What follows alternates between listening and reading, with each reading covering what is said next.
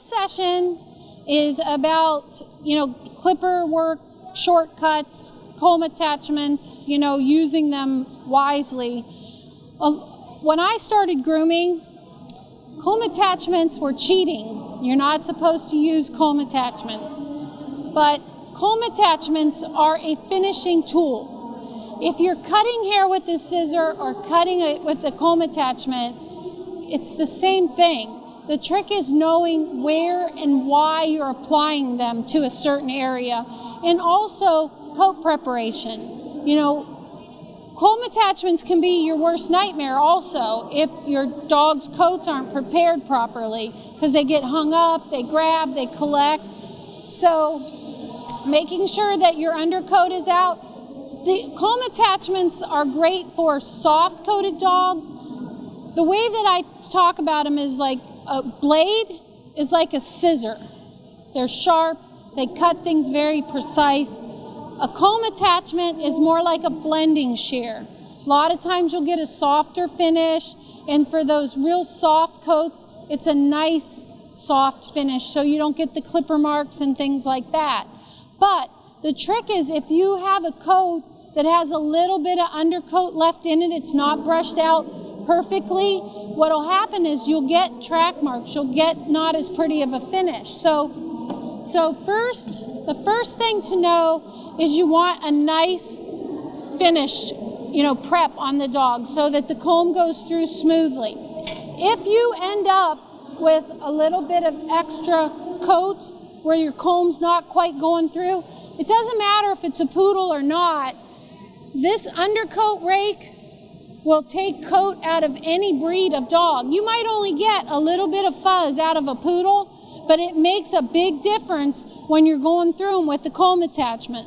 So a lot of times I'll go over them once, and then I'll mist them with a little finishing spray, and if I'm, hanging up, and run through just real carefully with the universal undercoat rake. So she's got, I bathe her at home probably every 2 weeks. She's my dog, so I like her clean. She sleeps in my bed. But I still get undercoat out of her, and she's done regularly. I don't know that she's had a mat in her for her whole life. Maybe when she was in show coat. But, so, preparation out of the way. So what we're going to do is, she was used in multiple demos, but I'm going to go through the motions of what we did and talk you through how can you use just clippers and get a really nice finish on the dog. Okay.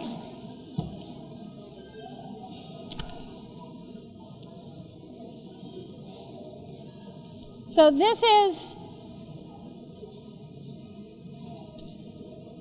what we ended up doing on her body was a half guide over either a 15 or a 30. And what we did is she has a little bit of a dip right here in her top line. So I used my comb rather than going traditionally with the grain. We touched the butt, we went against the grain. Touch, level, touch, level. Because if I did this, we would have a big dip right in her top line. And this is goof proof. If you do this to every dog, rather than just jump right in and go with, if you always start at the base of the tail and go level, you're always going to make a nice top line, okay? You want to come here and out and out. Usually I stop just behind the elbow so that I have the hair, if I want to leave a little neck hair, to make it look, because her neck is really only that long. But if I left this neck hair, her neck looks longer, doesn't it? So this is really how much neck she has. This is how much she looks like she has with just a little bit of extra coat. So level to just about the elbow or a little behind so you can finish it out. If by chance you make a little mistake and you got a little carried away, which happens all the time, you can always go shorter just in this area here. Like so, I'm gonna go here, right to where that starts, And you can see it took a little lint off, but that'll lower this if you got a little carried away in your dip, okay? So, other things that you can do to define the dogs, I also like to come underneath. I like to clean this up. So, give her a little tuck up, and then just right towards the elbow. Right towards the elbow.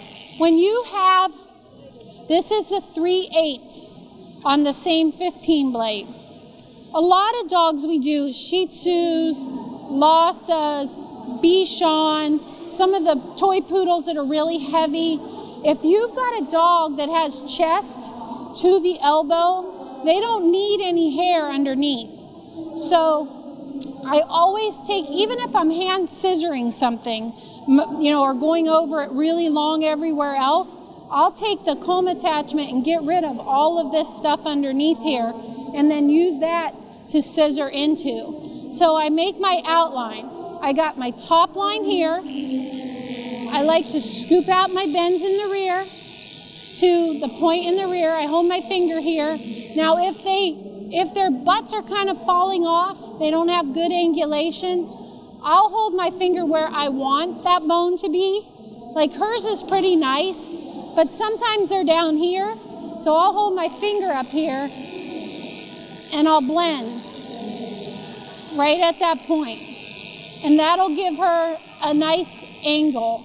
You can take the tail and pull it aside and just come down and get a nice angle in there.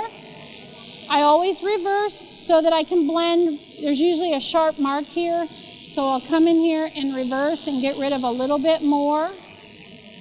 So now we've done the underline, the top line, the rear angulation, and we're going to cut in a little bit of neck or shoulder. This is also what helps make sure that she's got a nice amount of neck in here. Not only did we leave probably about 2 inches of coat, maybe 1.5 inches, we also laid in the shoulder. And you can do that with comb attachments. You don't have to scissor all this. You can come in here and line this in. So we're going to come in and blend that in. And how I do it is I make sure that I hold my hand the width of her shoulders so I don't pinch the shoulders. So then I'm going to come here and I'm going to blend. Okay. This is a little bit shorter than I might necessarily want to go, but I want you to see what I'm doing, so I took her shorter yet. The other thing you can do with this is find the point of shoulder. You can blend to the point of shoulder, then put your finger here, and then remove a little bit more coat. So right there's the point of shoulder, in, so that the leg looks like it's sat underneath the dog. You can also blend a lot. If you're nervous about blending, you don't trust yourself, you can always go longer.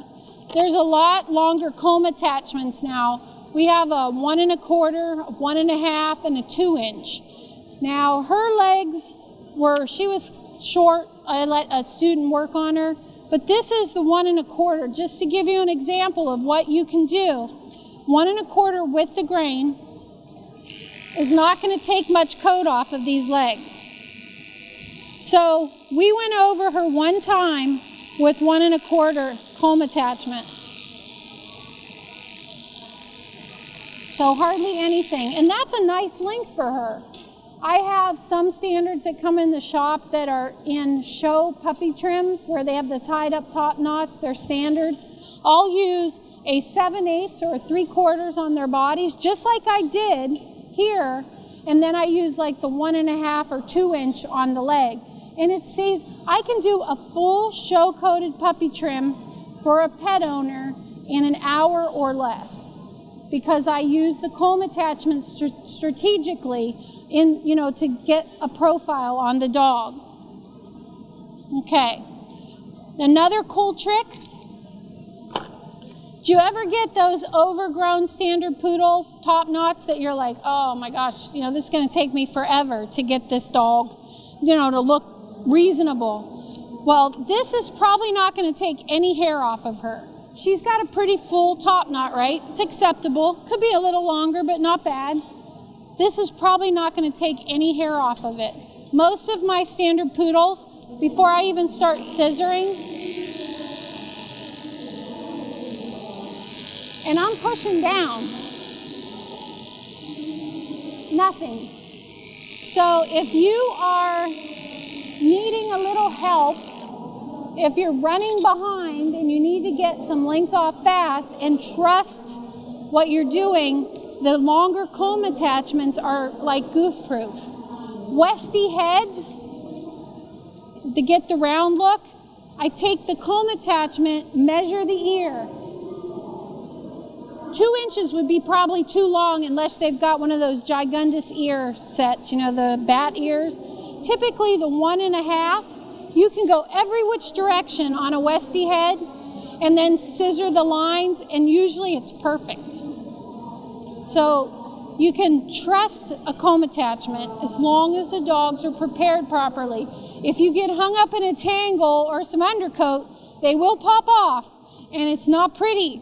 When the 30 or a 15 blade hits the skin, you can only be so creative, So, do you guys have like specific questions or issues you've had with comb attachments that I can address? So her question is, when I say 1.5, is it truly 1.5 inches? Yes, it is. Well, that was the 1.25.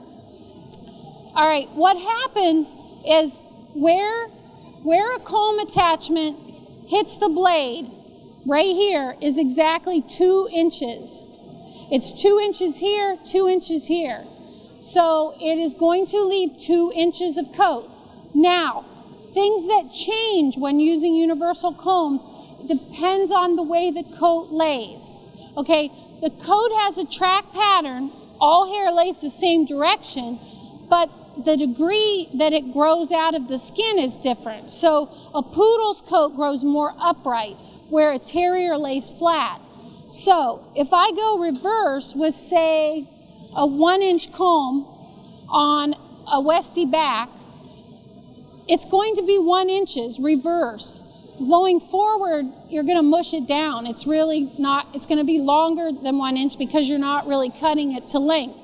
So in those cases, I recommend going reverse with the comb attachment, so you lift that coat up so you get the true 1 inch. And it'll be even. It'll be a much prettier finish. So on a poodle coat, you could go with and against, and you're going to have 1 inch, whatever. On a Schnauzer or something that's real flat, it's not going to take any hair off. But if you go reverse, you'll get a perfect 1 inch coat, and it looks really, really nice. Did that help? Yes. Okay. That was a great question. So what Tammy said was she thinks it's great to see how you can use these comb attachments to block in a dog, because she's new and her scissoring skills, she's learning, she's just starting. So that's a great actual comment, because what I tell people is scissoring skills will come. Comb attachments with knowledge will get you there. And then as you learn, it's going to get easier and easier and easier. Right, it's a great base. Because it's always consistent. If you can take it to the bank. You write it on your card that I did a half on the body. I used a 1.5 on the legs. Every time that customer comes in, they're going to get the same haircut that they liked the last time. And if you go, she wants it a little shorter for the summer, a little shorter might be a 1 inch comb on the leg. So it's a great base to build on. And then you can finish. You can do all your scissoring and stuff like that. Yes? We have a lot of clients with drop-coated dogs that just want it underneath. Yep. Taken off. Is there a way you can do that with snap-on combs? Yes, that's a perfect question. So Linda has dogs full coated that the customers would like a little off underneath. And, she doesn't want to take a lot off. She doesn't want to spend all day trying to figure out what the lengths are. So you can easily take this big comb attachment, lift them up like so, and just do reverse up to their armpits. Then when you stand them up, you comb everything down, and you're just going to clean up that shadow. You'll be able to see right through, and you're just going to clean that up. And it looks really nice, really fast. And you're still going to have 2 inches of coat under there. So it's a nice manageable length for the summer, so they're not dragging everything in. The comb, what we did to the tail was we went with a half here, and then she took the 3/4 against and reversed this area here. She reversed the back side right here. Right here, it was reversed. So it's a size shorter on the back than what was on the top. It makes the tail set look better. No other questions? Nothing? All right, well, I highly recommend comb attachments as part of your arsenal of tools because they just make life so much easier. So, all right, thanks guys. Appreciate it.